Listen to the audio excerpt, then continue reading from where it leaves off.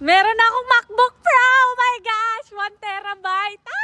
Congrats! Bibili ako ng laptop sa Tangon or second-hand store dito sa Korea. Ay, hindi siya store. Online app siya na bintahan ng mga second-hand dito sa Korea. So, bibili ako ng laptop, MacBook Pro. M3 chip siya, tsaka 1 terabyte. So, ayun. I-meet up ko siya ngayon. Dito malapit sa amin, mga 3 kilometers. Sasakayan na lang ako ng taxi papunta doon. And isasama ko si Yenon, magdi-deposit muna ako ng pera sa bangko. Kasi ayaw niya ng cash, gusto niya bank transfer. Ayun na nga, sumakay kami ni Yeno ng taxi. So, mga around 10:30 PM na ng mga oras na to. Nagdalawang isip nga ako kung legit ba to kasi ang mura lang ng benta niya. Nag-meet up kami sa may GS25 and the moment of truth. Ayun na! Nahirapan pa akong tanggalin sa box yung MacBook. Nagpatulo pa ako. Korean ang nagbenta at mabait din naman. Ikaw kayo.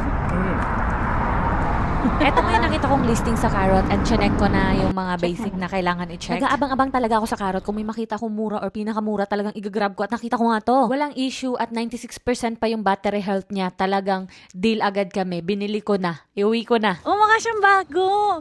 1.6M lang siya. Yeah!